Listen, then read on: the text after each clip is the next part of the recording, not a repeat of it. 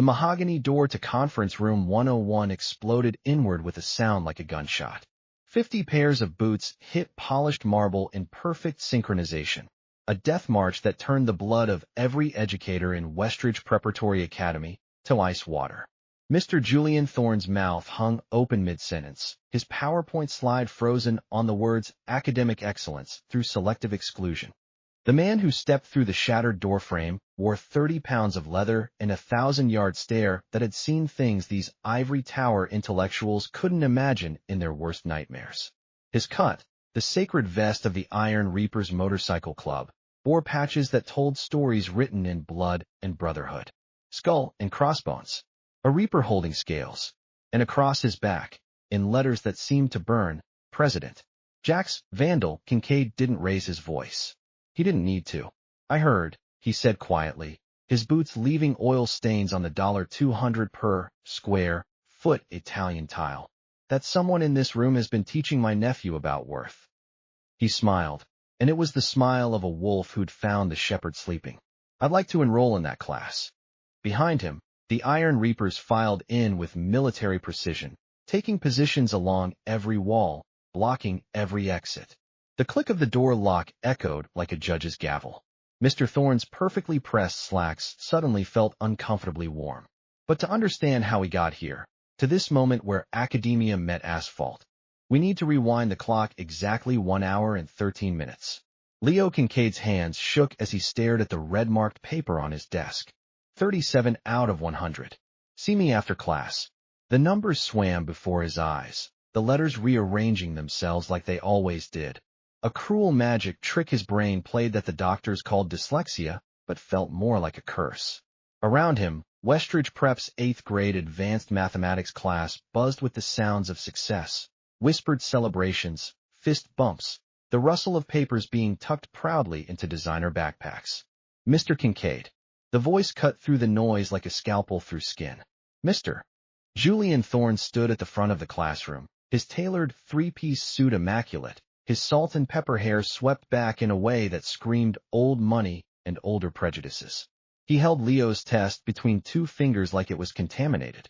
Would you care to explain, Thorne continued, his British-accented voice dripping with theatrical disgust, how you managed to solve for X by apparently using? What is this? A wrench. Snickers erupted from the back row. The usual suspects, sons and daughters of hedge fund managers and tech CEOs who'd never had to fight for anything in their lives. Leo's face burned.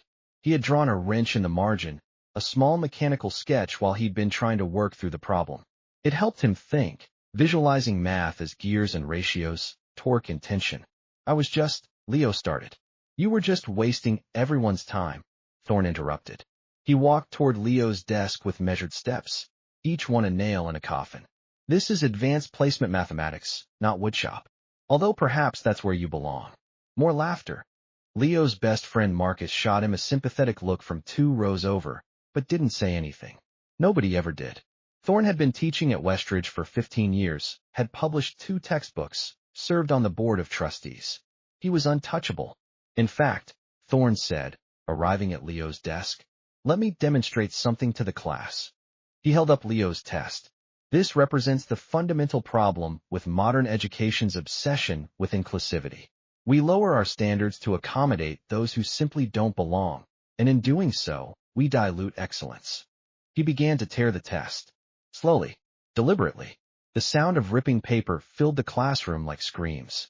You see, Thorne continued, letting the pieces flutter to Leo's desk like snow. There are people in this world who are meant to build things. Engineers, architects, leaders. He paused, his gray eyes boring into Leo's. And then there are people meant to serve those builders, to change their oil, to fix their plumbing, to perform the menial tasks that keep society's gears turning. Leo's throat tightened. Don't cry. Don't you dare cry. You, Mr. Kincaid, come from a certain background. Thorne's lips curled around the word like it tasted spoiled. Your guardian, this motorcycle club person, I'm sure he means well. But taking in strays doesn't change their fundamental nature. He leaned down, close enough that Leo could smell his expensive cologne. You are worthless in an academic setting, just like your biological parents were worthless. The kindest thing I can do is tell you the truth. You will never amount to anything more than roadside assistance. The classroom had gone silent. Even the usual laughers seemed uncomfortable now, sensing that Thorn had crossed a line that couldn't be uncrossed. But Thorn wasn't finished. I'm recommending to the administration that you be transferred to vocational track. Let's not waste any more resources on false hope, shall we? He walked back to his desk, leaving Leo sitting in a pile of shredded paper, his vision blurring, his hands clenched so tight his knuckles had gone white. The bell rang. Students filed out, some casting pitying glances, others already pulling out their phones to text about the drama. Leo sat frozen, staring at the torn pieces of his test. One fragment showed the mechanical drawing he'd made, a perfectly proportioned connecting rod assembly that would have made any engineer proud. Worthless. The word echoed in his skull like a death sentence. The second-floor bathroom stall at Westridge Prep had never been meant for emotional breakdowns, but Leo had claimed this particular sanctuary more times than he could count. The cold tile against his back, the industrial smell of institutional cleaning products, the blessed isolation. It was the only place he could let the facade crack. His phone felt heavy in his shaking hands. He pulled up the contact labeled Vandal, Uncle Jack's in the group chat, but never to his face. Nobody called the president of the Iron Reapers Uncle, except in private. The text cursor blinked, waiting. Leo had never been good with words. They tangled in his brain, even worse when he had to write them. But some things needed to be said. His thumbs moved slowly across the screen. Teacher said I'm worthless. Sorry, Uncle. I made you look bad. Maybe he's right. He stared at the message for 30 seconds, his thumb hovering over the send button. Part of him knew he shouldn't send it, shouldn't bother Vandal with his problems. The club had real issues to deal with. Territory disputes, business ventures, brotherhood politics that made middle school drama look like kindergarten.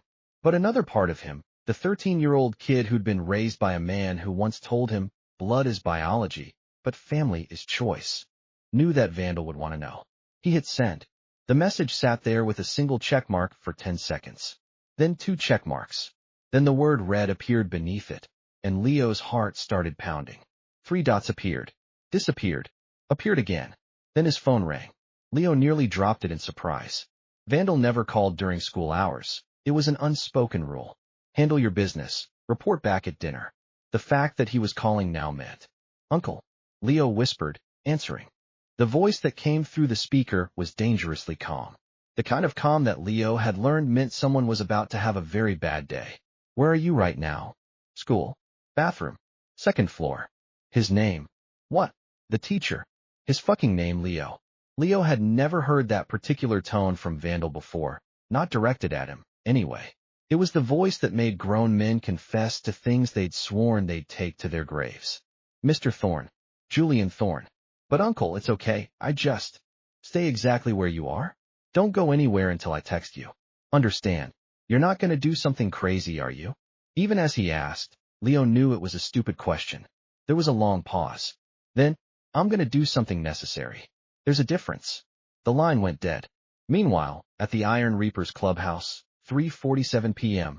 The Iron Reapers MC clubhouse occupied what used to be a warehouse in the industrial district, the part of town where property values were measured in square footage of reinforced concrete rather than proximity to farmers' markets. Inside, the space had been transformed into something between a military barracks and a biker cathedral. A full bar along one wall, pool tables, a well-equipped garage, and enough leather and chrome to stock a dealership. Jax Vandal Kincaid stood in the center of the room, his phone still in his hand, a pool cue in the other. The cue snapped in half. Nobody had seen him apply pressure. 1 second it was intact, the next it was 2 pieces of splintered wood hitting the floor like broken bones. The pool table conversation died mid-sentence. The music seemed to lower itself out of respect. 30 pairs of eyes turned toward their president. Church, Vandal said quietly. Now. Church, official MC business. No civilians, no excuses. The brothers moved with practiced efficiency, abandoning drinks and games and conversations. They filed into the back room, a soundproof space with a long table scarred by knife marks and cigarette burns, where decisions were made that changed lives and ended them. Vandal didn't sit at the head of the table. He stood, backlit by a single hanging light. his shadow stretching across the room like a dark promise. "We have a situation," he began, his voice carrying that same dangerous calm. "Someone put their hands on family. Used words that can't be taken back. Humiliated my nephew in front of his peers." The temperature in the room seemed to drop. In the Iron Reaper's hierarchy of sins, there were things you could do that earned you a beating, things that earned you exile, and things that earned you a shallow grave in the desert. But touching family, especially a kid, that was a special kind of fucked up that demanded a special kind of response. What do we know? This from Marcus Crowbar Stone, the sergeant-at-arms, a 6'4" wall of muscle and scar tissue who'd earned his road name by using exactly that in a bar fight with 6 Mongols. Public school teacher. Preparatory academy. Likes to use his position to belittle kids who don't fit his idea of worthy. Vandal pulled out his phone, pulled up the text, and passed it around the table. When it reached Thomas Silence Chun, the club's accountant and resident information specialist, who'd gotten his nickname from his habit of making problems disappear without a word, his expression darkened. "I'll run him," Silence said, fingers already moving across his laptop. "Give me 5 minutes." "No," Vandal said. "We don't have 5 minutes. We ride in 2.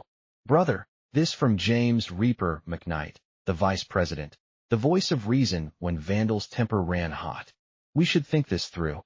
It's a school. There'll be cameras, witnesses, cops." "Good," Vandal interrupted. "I want witnesses. I want every teacher, every administrator, every smug son of a bitch in that building to see what happens when you hurt one of ours." "What's the play?" Crowbar asked. Vandal's smile could have stripped paint. "They're having a staff meeting. 4 p.m., room 101. This prick will be there, talking about academic standards and maintaining excellence." He looked around the table, meeting each man's eyes. "We're going to attend that meeting. We're going to have a conversation about standards, about what makes a person worthy, about consequences." "How do you know about the meeting?" Reaper asked. "Because I checked their website. It's public information. They post their faculty calendar right there for anyone to see. Dates, times, locations. Security through obscurity only works if you're actually obscure."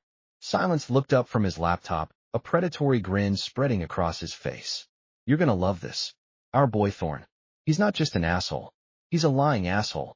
His PhD is from a diploma mill that got shut down 3 years ago. His published textbooks are self-published vanity projects with maybe 40 sales between them. And this is the good part. He's got a sealed juvenile record that I just unsealed." "What for?" Vandal asked. "Bullying. Got expelled from 2 schools before his rich daddy shipped him off to boarding school in England. Seems our academic elite has been compensating for his own worthless childhood by making other kids feel like shit." The room went quiet for a moment. Then Crowbar stood, cracking his knuckles. "So we're doing this." Vandal looked around the table, saw 40 years of brotherhood, of men who'd bled together, buried together, built something real in a world that wanted to crush them. Saw the patches on their cuts, 1% diamonds, property of no one rockers, memorial patches for brothers who'd gone down. "Full patch turnout," he said. "I want every brother in 100 miles at that school in 1 hour. This isn't club business. This is family business, which means it's everybody's business." He pulled out his phone and sent 3 messages. To the regional chapters, full turnout. Westridge Prep, 1 hour. Dress codes. To the club's lawyer, might need you. Stand by. To Leo, stay put. We're coming. Then he grabbed his cut from the back of his chair, the sacred leather vest that marked him as president, covered in patches that told his story, that marked him as a man who'd earned respect through action, not words, and headed for the door. Behind him, chairs scraped. Boots hit floor. The Iron Reapers were moving. The rumble started small, a distant thunder that could have been mistaken for a freight train if you didn't know better. But in this city, everyone knew better. Marcus Chun had been tattooing his sleeve onto a regular client when his phone buzzed. 3 words from Silence. Church. Now. Family. He didn't finish the line work, didn't even wipe down the needle. Just peeled off his gloves, told the client, emergency, no charge for today, and grabbed his cut from the hook by his station. "Iron Reapers?" his client asked, recognizing the cute. "Yep." "Someone fucked up bad?" Marcus's grin was feral. "Someone fucked up terminal. Across town, at a body shop that specialized in high-end custom work, Jacob Wrench Morrison was 3 hours into a transmission rebuild when his phone lit up. He looked at the message, looked at the half-assembled transmission, looked at his apprentice. "You know how to finish this?" The kid, barely 20, eager to learn, nodded nervously. "Then do it. I got something more important." More important than a $50,000 rebuild. Wrench was already pulling on his cut, checking that his knife was secured in its sheath. "Kid, you're about to learn something about priorities. Money? That's just numbers. But family? Family is everything. And when someone hurts family, you drop everything. You don't ask questions. You don't count costs. You just move." The Harley roared to life with a sound like controlled violence. By 3:55 p.m., they were converging. From the north, a pack of 10 bikes led by Reaper, running tight formation. From the east, Crowbar and his enforcement crew, 8 men who looked like they'd been assembled specifically to terrify guidance counselors. From the south, the younger brothers, still prospects and newly patched members, eager to prove themselves, not fully understanding what they were riding into, but knowing that when the president called, you answered. And from the west, from the clubhouse itself, Vandal led the main group. 25 brothers, their engines synchronized like a mechanical heartbeat, their cuts whipping in the wind, their faces set in expressions that made traffic give way without needing sirens. They weren't speeding, didn't need to. The sound alone cleared the roads. A patrol cop saw them coming, recognized the colors, reached for his radio, then thought better of it. The Iron Reapers weren't a gang. They were a registered MC with lawyers and legitimate businesses and community ties. More importantly, every cop in the city knew that Vandal Kincaid was a man who kept his word. If he said he was handling something, he was handling it. And if you got in his way, you became part of what needed handling. The cop turned off his lights and let them pass. Westridge Preparatory Academy, for 02 p.m. The security guard at Westridge Prep's main gate was named Dennis Martinez, and he'd been working this job for 6 years without incident. The most exciting thing that had ever happened was a suspicious package that turned out to be a forgotten lunch bag. He made $18 an hour to check IDs and wave through Mercedes SUVs and occasionally tell lost delivery drivers where to go. He was not prepared for 50 motorcycles to roll up to his booth at 4:02 p.m. The lead bike stopped directly in front of the barrier gate. The rider, a man who looked like he'd been carved from violence and bad decisions, killed his engine. The sudden silence was somehow worse than the noise. "Hey," Dennis said, his voice cracking slightly. Can I help you?" Vandal pulled off his sunglasses slowly, deliberately. Made eye contact. Held it. "We're here for a parent-teacher conference. I don't have you on the list. My nephew is Leo Kincaid, 8th grade, and his teacher needs some continuing education." Vandal's smile didn't reach his eyes. "We won't be long." Behind him, 49 other engines sat idling in neutral. Waiting. Patient. Menacing. Dennis looked at the gate control. Looked at his phone. Looked at the growing crowd of leather and chrome, and men who looked like they'd forgotten what fear tasted like. He pressed the button. The gate swung open. "Thank you," Vandal said politely. Then, to his brothers, shut it down. 50 engines died in perfect unison. The silence was apocalyptic. They walked. 50 men in motorcycle cuts, moving with military precision across the manicured lawn of Westridge Preparatory Academy. Their boots left impressions in grass that cost more to maintain than most people's mortgages. The setting sun caught the chrome on their chains, the silver in their patches, turning them into something between a funeral procession and an avenging army. Students pressed against windows. Teachers peered out from doorways. Someone pulled a fire alarm, but Crowbar found the control box and silenced it with a casual punch that caved in the plastic housing. "Where's the admin building?" Vandal asked a frozen teenager in a lacrosse uniform. The kid pointed with a shaking hand. "Thanks." They climbed the steps to Westridge Hall, the main administrative building, red brick and white columns, the kind of architecture designed to intimidate teenagers and impress donors. The front doors were locked. Crowbar didn't bother with the handle, just put his shoulder into it. The doors weren't designed to withstand 250 pounds of forward momentum backed by righteous fury. The secretary, a middle-aged woman named Patricia who'd been answering phones at Westridge for 12 years, looked up from her desk and made a sound that was somewhere between a gasp and a whimper. "Conference room 101, Vandal said. It wasn't a question. Patricia pointed down the hallway with a trembling finger. Her other hand was already reaching for the phone. I wouldn't, Silence said quietly, appearing at her desk. He didn't threaten. Didn't need to. Just disconnected the phone cable with a gentle tug and pocketed it. We'll be out of your hair in about 15 minutes. Why don't you take an early lunch? Patricia was out of her chair and out the door in under 5 seconds. The Iron Reapers walked down the hallway in 2 parallel lines, their boots creating a rhythmic percussion on marble floors. Past trophy cases filled with awards for academic excellence and athletic achievement. Past portraits of former headmasters looking stern and disappointed. Past everything that represented institutional power and privilege. At the end of the hallway, room 101's door was closed. Muffled voices came from within, the staff meeting already in progress. Vandal could hear Thorne's voice through the door, pontificating about something, using words like pedagogical approach and meritocratic standards. He turned to his brothers. Didn't need to say anything. They took positions along the walls, flanking the door, creating a corridor of leather and menace. Vandal checked his phone. One message from Leo, please don't hurt anyone. He typed back, I'm not going to hurt anyone who doesn't deserve it. Then he put his phone away, rolled his shoulders, and kicked the door open. The sound of splintering would cut through Mr. Julian Thorne's dissertation on academic excellence through selective exclusion, like a chainsaw through butter. 14 faculty members and one very uncomfortable principal turned toward the exploding doorway in perfect synchronization, a moment of collective shock that would be seared into their memories like a photograph burned into film. Vandal stepped through the threshold, and Conference Room 101, a space designed for polite disagreements about curriculum and budget, suddenly felt very small. Behind him, the Iron Reapers flooded in like a dark tide.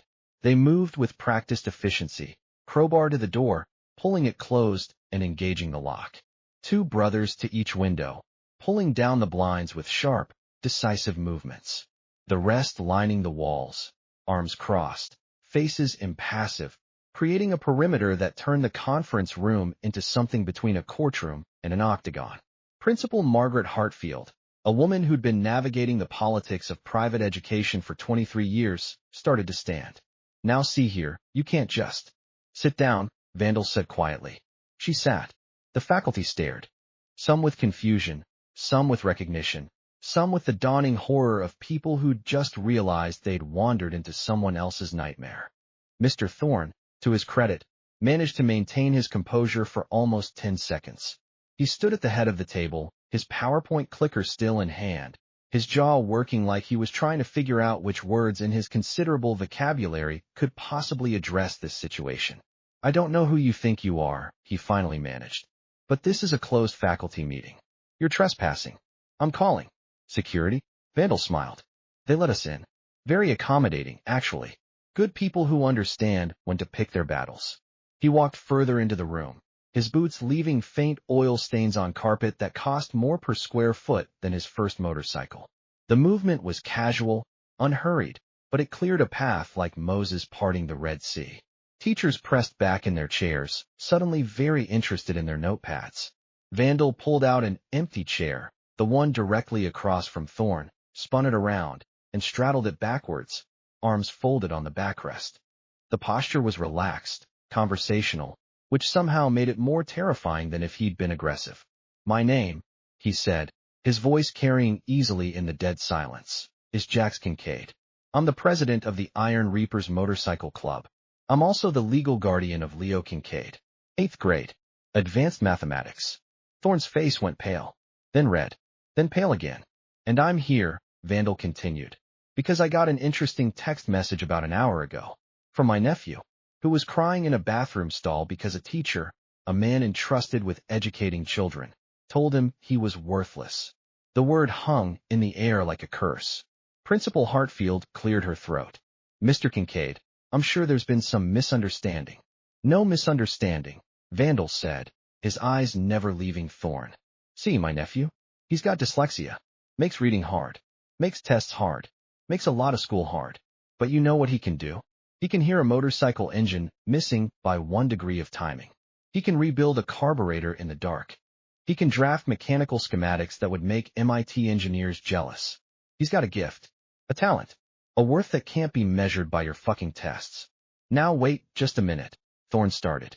You wait, Vandal said, and something in his voice made Thorne's mouth snap shut. You tore up his test paper. In front of his classmates. You told him he was worthless. You told him he'd never amount to anything. You told him that his family, my family, his background, made him less than human. Vandal leaned forward slightly. And I want to understand something, Mr. Thorne. I want to understand what makes a man think he has the right to destroy a child's spirit because that child's brain works differently than his. I never said. Thorne's voice wavered. You did. Vandal pulled out his phone, tapped the screen, and Leo's text message appeared. He slid the phone across the table. In his own words. Teacher said I'm worthless. Now, either my nephew is lying, and he's never lied to me in his life, or you're about to. Silence. Chin materialized at Vandal's shoulder, his laptop open. If we're talking about worth, Silence said conversationally, maybe we should examine some credentials? He turned the laptop to face the faculty. On screen, a document trail that would make a forensic accountant weep with joy. Dr. Julian Thorne. Silence read aloud, his voice dripping with academic precision. Ph.D. from Northwestern University. Published author. 15 years of distinguished service. He paused.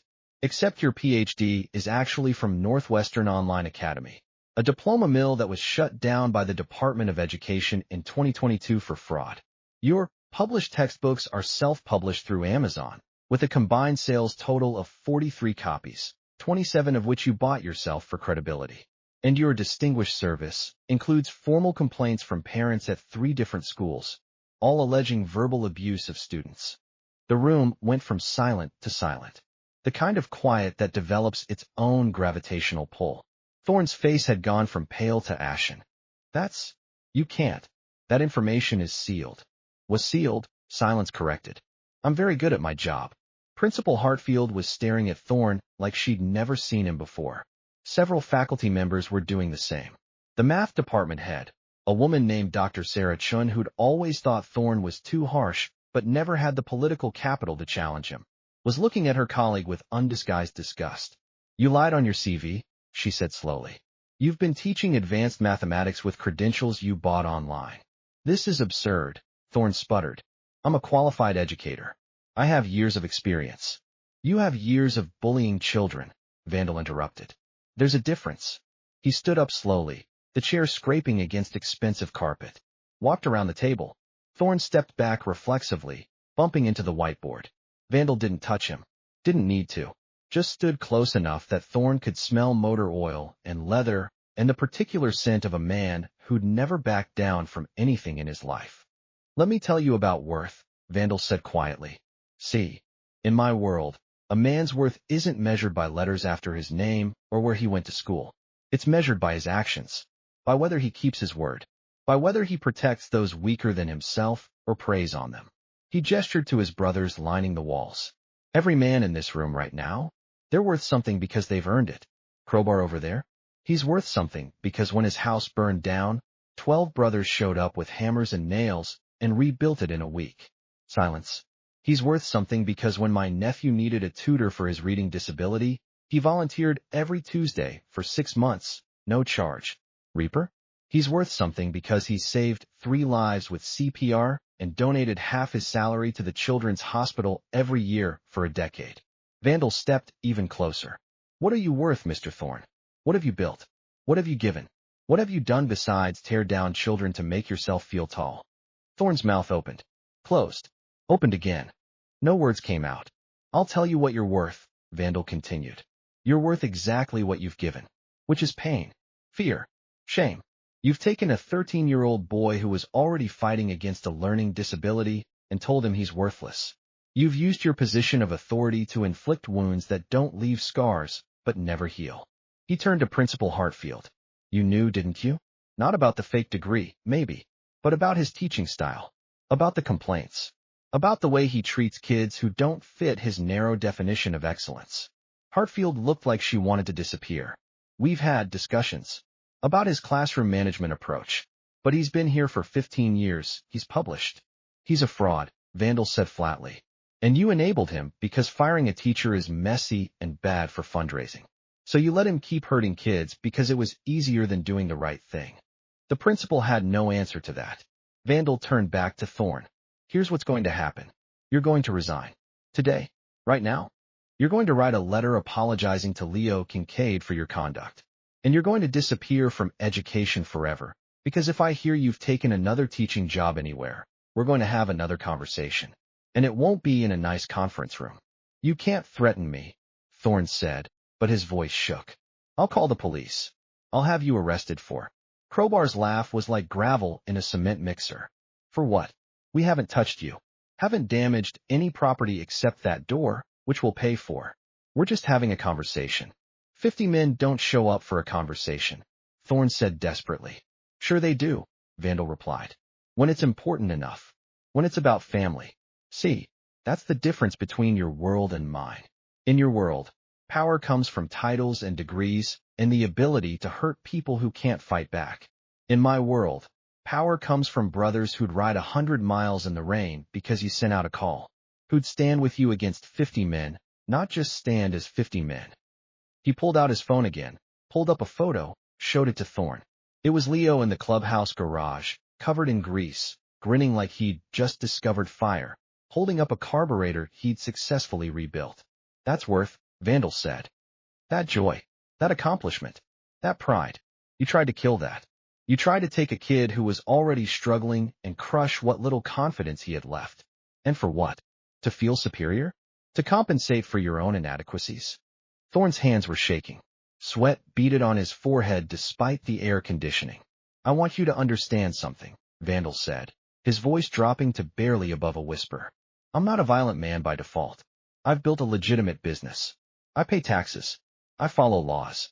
But I'm a man who understands that some things can't be solved by lawyers and paperwork.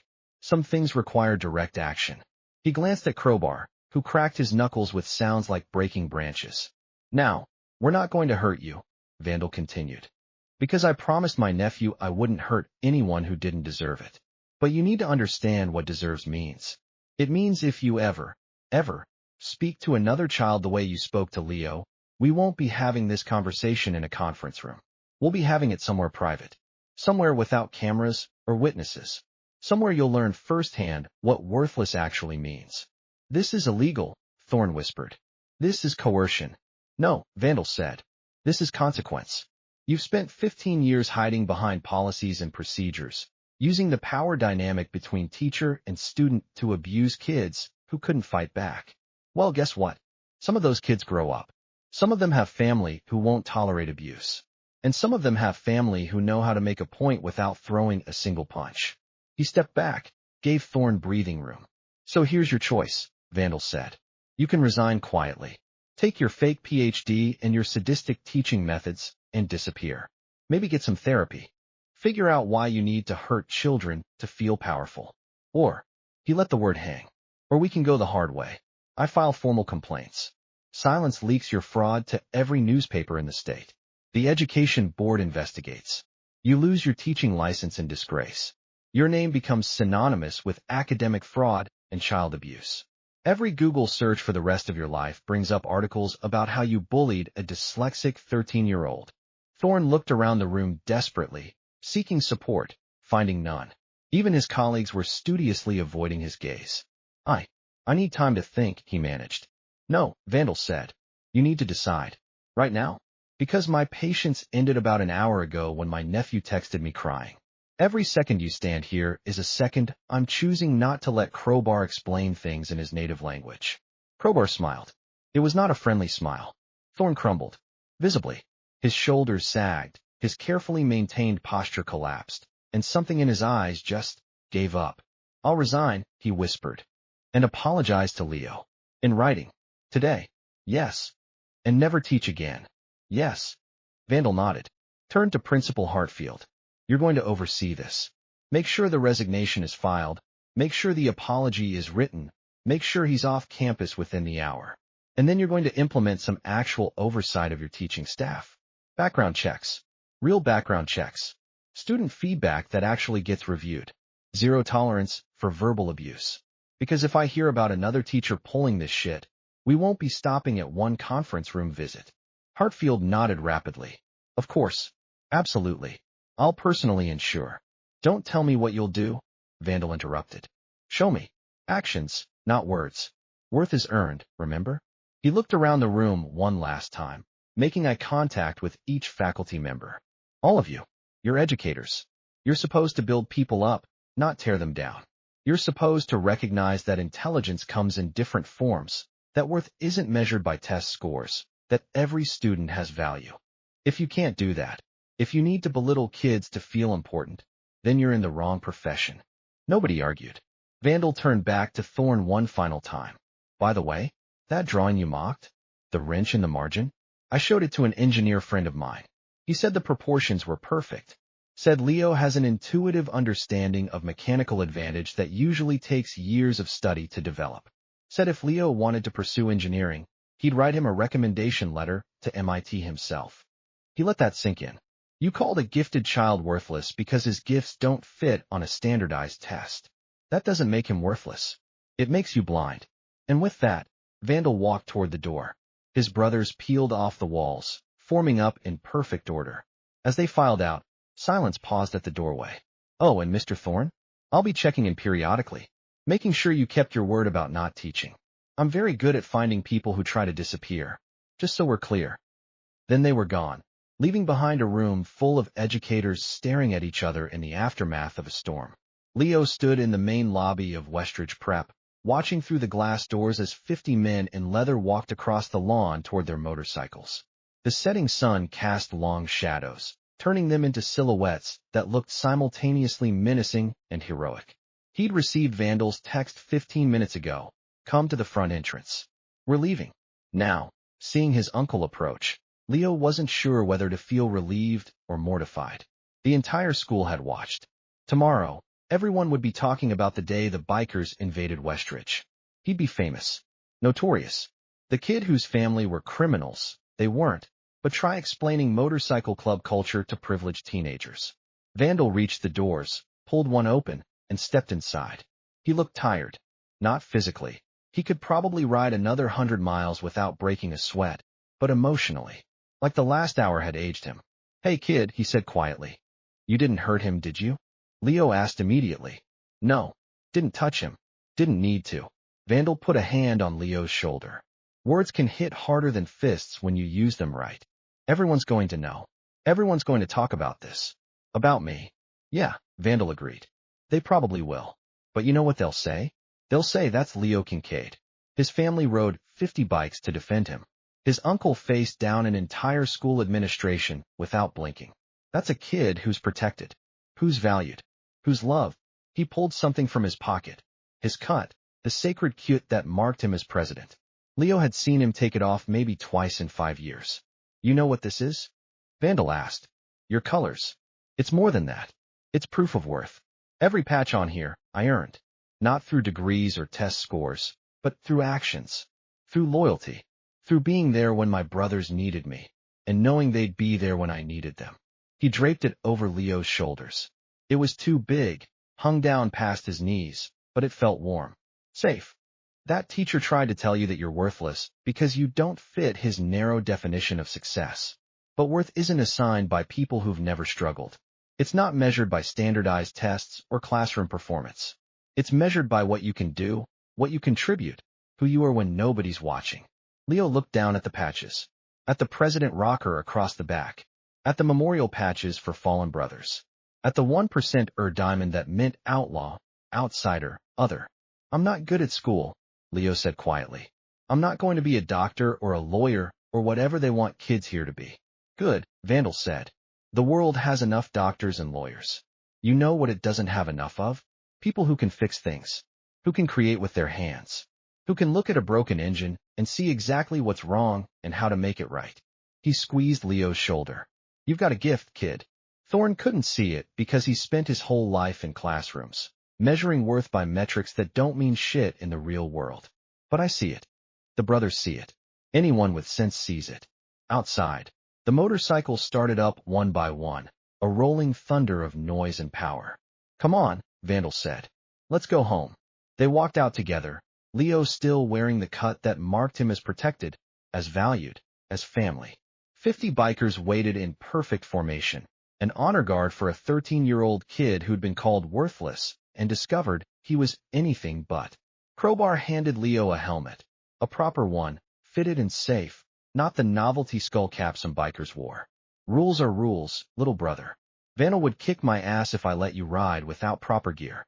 Leo climbed on behind his uncle, wrapped his arms around him, felt the powerful engine rumble to life beneath them. Hold tight, Vandal said. And then they were moving, 50 bikes in perfect synchronization, rolling through Westridge Prep's gates and onto the highway. Cars pulled aside to let them pass. People on sidewalks stopped and stared. Some pulled out phones to record. Some just watched in awe. Leo looked back once and saw Mr. Thorne standing at a second-floor window, watching them leave. Even from a distance, the man looked small, defeated, exactly as worthless as he'd tried to make Leo feel. But Leo didn't feel worthless anymore. He felt the cut on his shoulders, the engine between his legs, the weight of 50 men who'd dropped everything to defend him. He felt the wind in his face and his uncle's steady presence and the absolute certainty that he was exactly where he belonged. 3 weeks later, the letter arrived on expensive stationery, hand-delivered by a courier who looked uncomfortable in the industrial district. Dear Leo, I owe you an apology that words can barely express. My conduct in class was unprofessional, cruel, and completely inexcusable. You are not worthless. You never were. My own insecurities and failures led me to lash out at a student who was doing his best against challenges I couldn't begin to understand. I have resigned from Westridge Preparatory Academy and will not be teaching again. I am seeking professional help to address the issues that led to my behavior. This does not excuse what I did, but I hope it means I won't hurt anyone else the way I hurt you. You are intelligent, talented, and valuable. I hope someday you can forgive me, though I have no right to ask. Sincerely, Julian Thorne. Leo read it twice, then showed it to Vandal. What do you think? His uncle asked. Leo thought about it. About the public humiliation. About crying in a bathroom stall. About the word worthless that had echoed in his head for weeks. Then he thought about riding home surrounded by family. About the new tutor Dr. Sarah Chun had found for him, one who specialized in teaching dyslexic students. About the college engineering program that had reached out after Silence, accidentally, sent them Leo's mechanical drawings.